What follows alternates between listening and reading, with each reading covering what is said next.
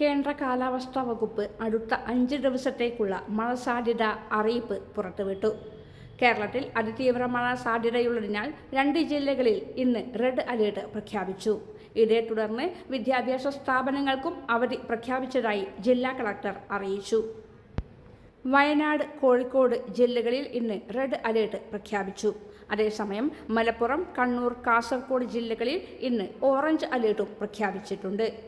വയനാട് ജില്ലയിൽ ഇന്ന് red alert പ്രഖ്യാപിച്ച സാഹചര്യത്തിൽ പൊതുജനങ്ങൾ ജാഗ്രത പാലിക്കേണ്ടതാണെന്നും പുഴയിലോ വെള്ളക്കെട്ടിലോ കുളിക്കാൻ ഉൾപ്പെടെ ഇറങ്ങാൻ പാടുള്ളതല്ലെന്നും അത്യാവശ്യമില്ലാത്ത യാത്രകൾ ഒഴിവാക്കണമെന്നും ജില്ലാ കളക്ടർ അറിയിച്ചു. കേന്ദ്ര കാലാവസ്ഥാ വകുപ്പിന്റെ നിർദ്ദേശമനുസരിച്ച് അതിശക്തമായ മഴ ലഭിക്കുന്ന റെഡ് അലേർട്ട് പ്രഖ്യാപിച്ചിട്ടുള്ള സാഹചര്യത്തിൽ വയനാട് ജില്ലയിലെ മതപഠന ക്ലാസുകൾ, ട്യൂഷൻ സെന്ററുകൾ, സ്പെഷ്യൽ ക്ലാസുകൾ, പ്രൊഫഷണൽ കോളേജുകൾ ഉൾപ്പെടെയുള്ള വിദ്യാഭ്യാസ സ്ഥാപനങ്ങൾക്ക് നാളെ ജൂലൈ 8-ന് അവധി പ്രഖ്യാപിച്ചതായി ജില്ലാ കളക്ടർ ഉത്തരവിറക്കി. റെസിഡൻഷ്യൽ സ്കൂളുകൾക്കും കോളേജുകൾക്കും മേൽ അവധി ബാധകമല്ല.